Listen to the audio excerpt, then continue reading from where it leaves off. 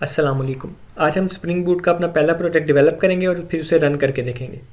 तो जैसे कि मैंने पिछले लेक्चर में आपको कहा था कि या तो आप कोई आईडी डाउनलोड कर लें जैसे इंटेलिज आइडिया, या फिर आप कमांड प्रॉम्प्ट के थ्रू ही कर लें और साथ में बिल्ड टूल्स वगैरह डाउनलोड कर लें।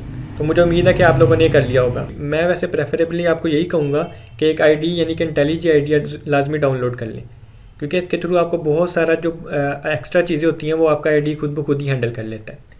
तो सबसे पहले आपने स्प्रिंग बूट का प्रोजेक्ट डेवलप करने के लिए इस वेबसाइट के ऊपर जाना है, start.spring.io।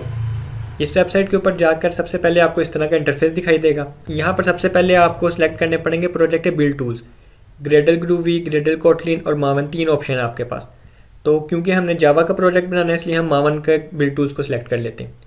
दूसरा आपने लैंग्वेज सेलेक्ट करनी है, तो हमने जावा में करना है तो जावा ही सिलेक्ट करनी है हमने। फिर तीसरे नंबर पे आपसे वो पूछ रहा है स्प्रिंग बूट का कौन सा वर्जन आप यूज़ करना चाहते हैं। स्प्रिंग बूट के डिफरेंट वर्जन्स हैं जिसके अंदर 3.5, 3.5.0 ये मुख्तलिफ ऑप्शन दे रहा है। बाय डिफ़ॉल्ट उसने 3.4.2 को सिलेक्ट किया हुआ, इसको ऐसे ही रहने देते हैं। फिर नीचे उस लिखा हुआ प्रोजेक्ट का मेटा डाटा, यानी कि ये प्रोजेक्ट का नाम, उसका आर्टिफैक्ट, उसकी डिस्क्रिप्शन वगैरह, पैकेज नेम वगैरह, जो डिफ़ॉल्ट पैकेज नेम है वो ये सारा का सारा आप यहीं पर डिफ़ाइन कर सकते हैं।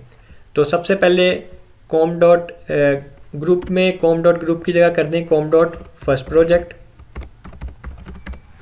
आर्टिफैक्ट का नाम भी फर्स्ट प्रोजेक्ट ही रख दें, और डिस्क्रिप्शन अगर आप कोई ऐड करना चाहें तो ठीक है, वरना रहने दें इसको।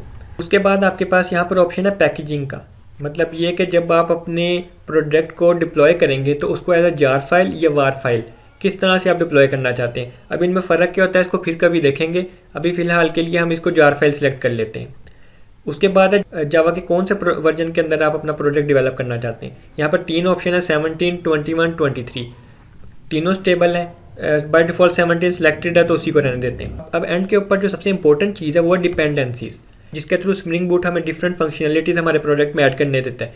जैसे मैंने पहले बताया था कि कोर जावा के अंदर हम जार फाइल्स को इंक्लूड करा के डिफरेंट फंक्शनलिटीज़ को यूज़ करते थे, स्प्रिंग बूट के अंदर हम डिपेंडेंसीज को इंक्लूड करा के डिफरेंट फंक्शनलिटीज़ को यूज़ करते हैं। इसके लिए एक pom.xml की फ़ाइल हमारे प्रोजेक्ट के अंदर होती है। तो मावन का जो बिल्ड टूल्स होते हैं वो उस pom.xml की फ़ाइल के अंदर जो हमने डिपेंडेंसीज ऐड की होती हैं उनको हमारे प्रोजेक्ट में बाय डिफ़ॉल्ट इंक्लूड कर दिया है। डिपेंडेंसीज ऐड करने के 2 तरीके हैं, एक तो जिस तरह से अभी हम करेंगे कि प्रोजेक्ट बनाते हुए भी ऐड कर सकते हैं, दूसरा ये कि प्रोजेक्ट बनाने के बाद हम उस pom.xml फाइल में जाकर उसे एडिट करके डिपेंडेंसीज को भी ऐड कर सकते हैं।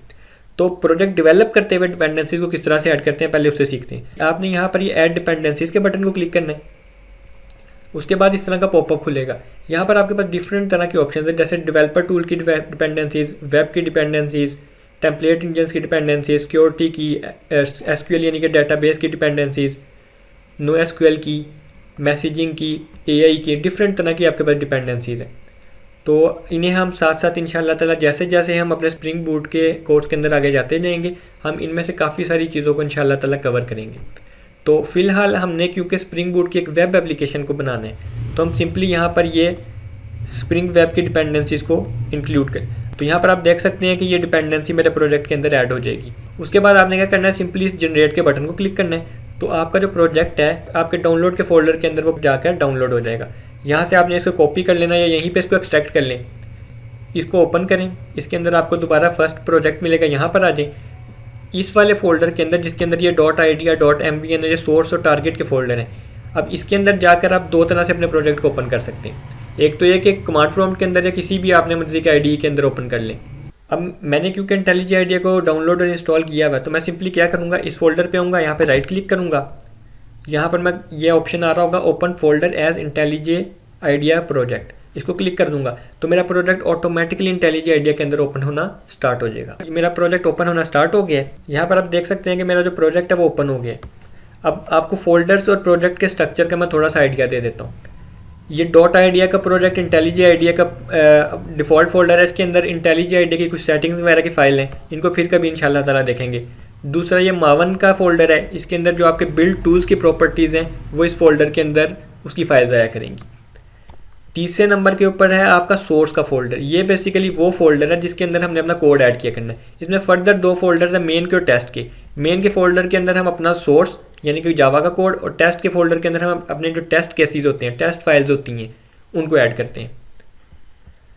उसके बाद है टारगेट का फोल्डर। टारगेट के फोल्डर के अंदर मैंने आपको बताया था ना, हम जार या वार फाइल बनाते हैं डिप्लॉयमेंट के लिए, तो इस टारगेट के फोल्डर के अंदर वो जार या वार फाइल बनती हैं, वो इस टारगेट के फोल्डर के अंदर आके स्टोर होती हैं बाद में। उसके अलावा नीचे कुछ फाइल्स हैं। अच्छा, इसमें जो सबसे इंपॉर्टेंट फाइल है वो ये है pom.xml। जैसे कि मैंने बताया था, ये वो फाइल होती है जिसके अंदर हमारे प्रोजेक्ट की सारी डिपेंडेंसीज को लिखा जाता है। यहाँ पर आप देख सकते हैं कि ऊपर हमारा जो स्प्रिंग बूट का वर्जन था वो आ गया, हमारा group ID, artifact ID, version, project का नाम, कोई डिस्क्रिप्शन थी, वो सारी इधर नज़र आ रही है। इसके अलावा वो जो हमने वेब की एक डिपेंडेंसी ऐड की थी वो यहाँ पर आपको नज़र आ रही है कि वो ऐड हो गई है। अब हम अपने प्रोजेक्ट के अंदर जावा फाइल्स को देखते हैं कि वो कहाँ पे पड़ी होती हैं। तो मैंने बताया था कि वो सोर्स के फोल्डर में मेन में आने, मेन में यहाँ पे 2 फोल्डर हैं, एक है जावा का और एक है रिसोर्सेज का। इस यहाँ पर आपको पहले मैं रिसोर्सेज के फोल्डर के बारे में थोड़ा सा बता देता हूँ। ये वो फोल्डर है जिसके अंदर हम अपने फ्रंट एंड को यानी कि टेम्पलेट्स को रख सकते हैं, और इसके अलावा हमारे पास यहाँ पे एक बड़ी इंपॉर्टेंट फाइल होती है application.properties की। ये वो फाइल है जिसके अंदर हम अपने डेटाबेस का नाम, उसका पासवर्ड, उसके कनेक्शंस की कोई इन्फॉर्मेशन वगैरह वो सारी की सारी इस फाइल्स के अंदर ऐड करते हैं। या फिर अगर हमने कोई सर्वर चेंज करना हो, मैंने बताया था ना कि डिफ़ॉल्ट सर्वर टॉमकैट होता है, लेकिन हम जेटी, ग्लासफिश इन सब को भी यूज़ कर सकते हैं। तो अगर हमने इनको चेंज करना हो तो वो कमांड भी हम इसी फाइल के अंदर लिखते हैं। इसके अलावा स्प्रिंग बूट डिफ़ॉल्ट 8080 पोर्ट के ऊपर रन करता है, लेकिन अगर हमने पोर्ट को भी चेंज करना है तो भी इसी फाइल के अंदर हम लिखते होते हैं। तो हम देखते हैं कि हमारा जो जावा प्रोजेक्ट है उसकी फ़ाइल और पूरे प्रोजेक्ट की जो मेन फाइल है वो कहाँ पर होती है। तो उसके लिए आपने मेन जावा, उसके बाद आपने जो भी पैकेज नेम लिखा था, जैसे हमने com.firstproject लिखा था, उसमें आ जाना है। तो उसके अंदर आपको ये फाइल मिलेगी, बाय डिफ़ॉल्ट बनी होती है, वो मेन फाइल को मिल जाएगी। इसके अंदर एक मेन मेथड लिखा होगा और ये स्प्रिंग की वो कमांड है जो आपके सर्वर को रन करना स्टार्ट करती है, यानी कि ये आपके प्रोजेक्ट का एंट्री या स्टार्टिंग पॉइंट है। तो अब आपने सिंपली अपने इस प्रोजेक्ट को रन करने के लिए क्या करना है, ऊपर यहाँ पर ये बटन आपको नज़र आ रहा होगा रन का। इससे पहले अगर ये बटन नहीं नज़र आ रहा आपको तो आपने ये बिल्ड वाले बटन को क्लिक करना है, यानी कि बिल्ड प्रोजेक्ट के बटन को क्लिक करना है। जब आपका प्रोजेक्ट बिल्ड हो जाएगा तो ये बटन नज़र आना स्टार्ट हो जाएगा। तो सिंपली इस बटन को क्लिक कर देते हैं तो नीचे ये विंडो ओपन होगी, यहाँ पर ये इन्फॉर्मेशन ऑटोमेटिकली आना शुरू हो जाएगी। तो अगर तो आपके भी प्रोजेक्ट के अंदर ये आ गया कि started first project application in XYZ second, तो इसका मतलब है कि आपका प्रोजेक्ट रन होना स्टार्ट हो गया, आपका सर्वर स्टार्ट हो गया। अब इसको टेस्ट करके भी देख लेते हैं। उसके लिए आप अपना ब्राउज़र ओपन करें और यहाँ पर टाइप करें http: ये 2 लाइन्स लोकल होस्ट 8080, और जैसे आप एंटर दबाएंगे तो आपको कुछ इस तरह का मैसेज नज़र आएगा। उसकी रीज़न ये है कि अभी हमने कोई भी API एंड पॉइंट नहीं लिखा। तो आज हमने सीख लिया कि स्प्रिंग बूट के अंदर अपना पहला प्रोजेक्ट किस तरह से डेवलप करना है, उसे किस तरह से रन करना है। इंशाल्लाह ताला अगली वीडियो के अंदर हम ये सीखेंगे कि API एंड पॉइंट्स को किस तरह से डेवलप कर सकते हैं और उन्हें ब्राउज़र में किस तरह से रन या एक्सेस कर सकते हैं।